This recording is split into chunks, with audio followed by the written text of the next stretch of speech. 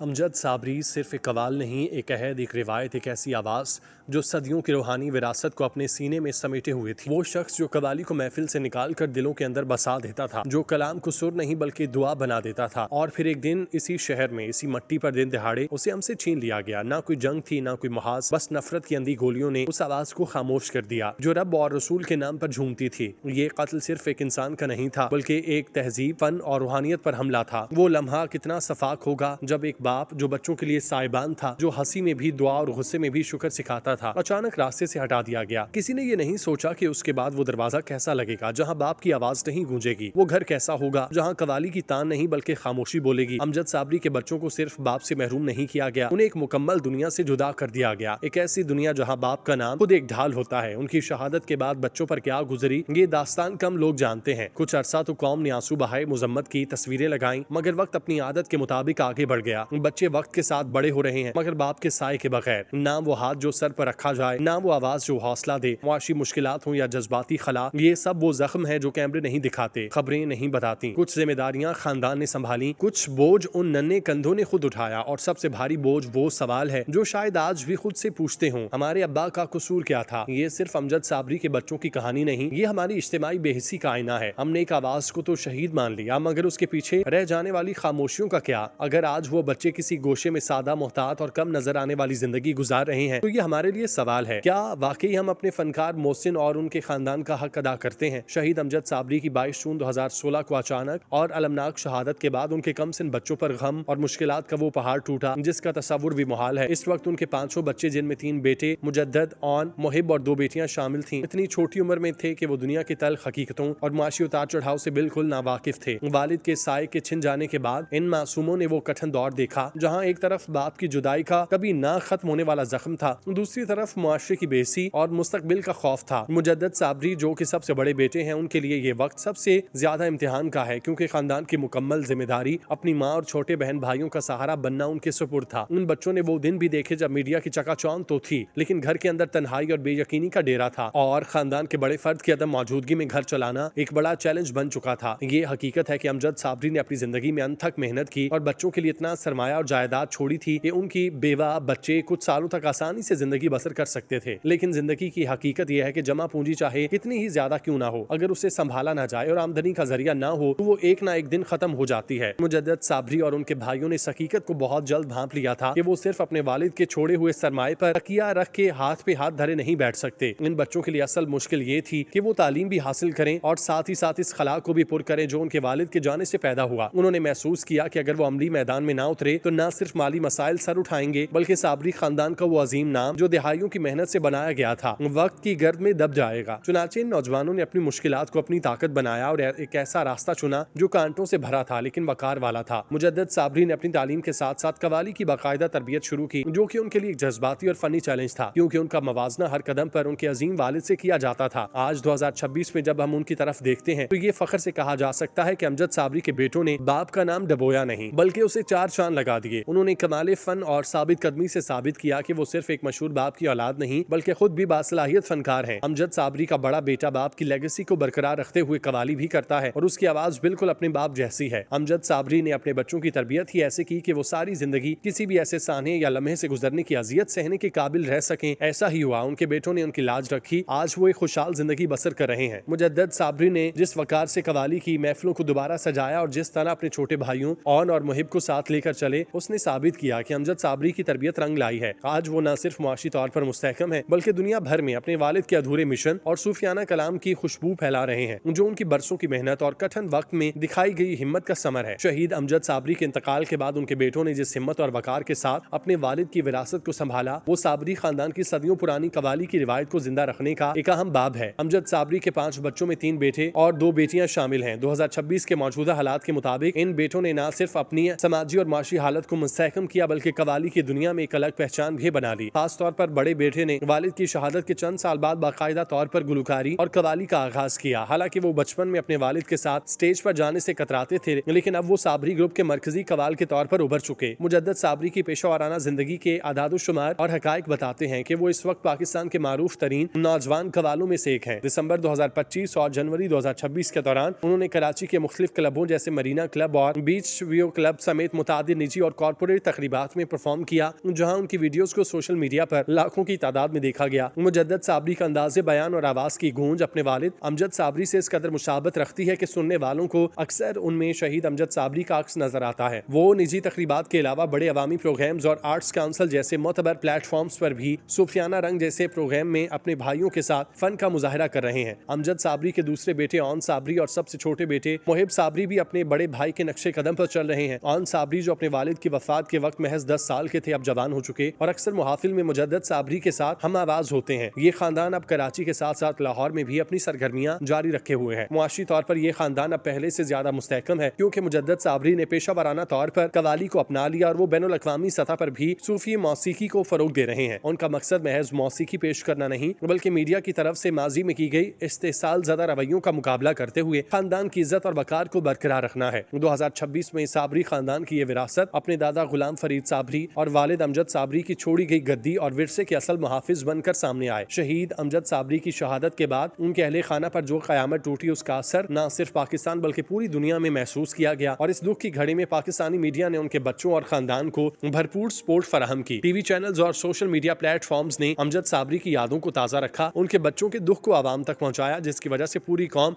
उनके साथ खड़ी नजर आई। उस वक्त की हुकूमतों ने भी बड़े बड़े दावे किए और माली इमदाद के ऐलानात भी किए, लेकिन हकीकत ये कि वो सरकारी मदद और इमदादी रकूम इतने बड़े खानदान की जरूरियात और उनके मुस्तकबिल के मुकाबले में आटे में नमक के बराबर साबित हुए। मीडिया की तवज्जो तो हासिल थी, लेकिन अमली जिंदगी के कठिन सफर में अमजद साबरी के बाद कोई ऐसा सहारा मौजूद न था जो मुस्तकिल बुनियादों पर इस घराने की कफालत और साबरी खानदान के नाम को लेकर आगे चल सके। ऐसे मायूस कुन हालात में जब सरकारी वादे सिर्फ फाइलों तक महदूद थे, अमजद साबरी के बड़े बेटे मुजद्दद साबरी ने अपनी कम उम्री के बावजूद एक फौलादी अज़्म का मुजाहिरा किया। उन्होंने महसूस कर लिया था कि दूसरों की इमदाद पर तकिया करने से ना तो घर का वकार बहाल रहेगा, ना ही उनके वालिद का नाम जिंदा रह सकेगा। चुनाचे मुजद्दद साबरी ने किसी के आगे हाथ फैलाने की बजाय खुद अपने पैरों पर खड़ा होने का फैसला किया और साबरी खानदान की सदियों पुरानी लाज रखने के लिए अमली मैदान में कदम रखा। उन्होंने बड़ी हिम्मत के साथ कवाली के इस फन को सीखना शुरू किया, जिसकी संगत में उनके वालिद ने पूरी जिंदगी गुजारी और ये साबित किया कि वो सिर्फ अजीम बाप के बेटे नहीं बल्कि उनकी गैरत और फन के हकीकी वारिस हैं। मुजद्दद साबरी ने जिस तरह अपनी तालीम को जारी रखते हुए कवाली की दुनिया में अपनी जगह बनाई, वो आज के नौजवानों के लिए मिसाल है। साल 2026 में वो एक मुकम्मल फनकार के तौर पर उभर चुके। उनकी मेहनत ने साबरी खानदान के वकार को चांद चांद लगा दिए। उन्होंने हुकूमत के मामूली इमदाद या मीडिया की आर्जी हमदर्दी का इंतजार करने की बजाय अपनी आवाज और फन को ताकत बनाया। आज वो न सिर्फ छोटे बहन भाइयों की कफालत कर रहे हैं, बल्कि उन्होंने इस फन को दोबारा उसी मुकाम पर पहुंचाया जहां अमजद साबरी उसे छोड़ गए थे। मुजद्दद साबरी की ये जिदोजहद इस बात का सबूत है कि अगर इरादे मजबूत हों तो इंसान बड़ी से बड़ी मुश्किल से निकलकर खानदान का नाम रोशन कर सकता है। उन्होंने वाकई अपने वालिद की लाज रखी। मरहूम अमजद साबरी की बात करें तो अमजद साबरी 23 दिसंबर 1970 को कराची के एक ऐसे घराने में पैदा हुए जो सदियों से सूफी मौसीकी और कवाली की खिदमत कर रहा था। वो मारूफ कवाल गुलाम फरीद साबरी के बेटे थे। उनकी तरबियत बराह रास्त कवाली के इस दियोकामत सतून के साय में हुई। 9 साल की छोटी सी उम्र में उन्होंने मौसीकी के बुनियादी रमूज सीखना शुरू किए और महज 12 साल की उम्र में पहली बार अपने वालिद के साथ स्टेज पर परफॉर्म किया। साबरी घराने की रिवायात के मुताबिक उन्हें बचपन से ही कवाली के पेचीदा रागों और सूफियाना कलाम पर अबूर हासिल था, जिसने आगे चलकर उन्हें अपने खानदान की मिरास को संभालने के काबिल बनाया। अपने वालिद की वफात के बाद अमजद साबरी ने साबरी तर्ज कवाली को एक नई जहत अता की। उन्होंने न सिर्फ अपने बुजुर्गों के कलाम जैसे ताजदारे हरम और भर दो झोली मेरी को दोबारा जिंदा किया, बल्कि उसे जदीद दौर के तकाजों के मुताबिक पेश करके नौजवानों के दिलों में सूफियाना कलाम की मोहब्बत पैदा की। उनकी आवाज में मौजूद सोज और तड़प की वजह से उन्हें शहनशाह कवाली का जानशीन माना जाने लगा। उनकी मकबूलियत पाकिस्तान की हदूद से निकलकर भारत और दीगर आलमी ममालिक तक फैल गई, जहां अमजद साबरी की परफॉर्मेंस को अकीदत और एहतराम से सुना जाता था। उनका अंदाज रिवायती कवाली और जदीद मौसीकी का एक ऐसा हसीन इम्तजाज था जिसने हर तबका फिक्र के लोगों को अपना गर्विदा बनाया। उनका फनी सफर उरूज पर था जब 22 जून 2016 को रमजानुल मुबारक की एक दोपहर कराची के इलाके लियाकताबाद में उन्हें एक दहशतगर्दाना हमले में शहीद कर दिया गया। इस अंदोनाक वाक़े ने पूरी दुनिया में मौजूद उनके मद्दाहों को सोगवार कर दिया, क्योंकि उनकी मौत महज एक फर्द का कत्ल नहीं बल्कि सूफी सकाफत के एक बड़े सफीर का खात्मा था। शहादत से चंद घंटे कबल उन्होंने एक टीवी प्रोग्राम में ए सब्ज़ गुंबद वाले पढ़कर जैसे अपनी जिंदगी के इख्तिताम की गवाही दी थी। उनकी अजीम फनी खिदमात के एतराफ में हुकूमत पाकिस्तान ने उन्हें बाद अज़ वफात सितारे इम्तियाज से नवाजा, जो उनकी सूफियाना मौसीकी के लिए दी गई कुर्बानियों का एक अदना एतराफ है। ये वही शख्स था जिसके बच्चों ने बचपन में ही वो काम कर दिखाया जो काम कोई न कर सका। हम दुआ गो हैं कि मालिक शहीद की मगफिरत फरमाए, उनके बच्चों को दिन दुगनी रात चुगनी तरक्की अता फरमाए। आमीन।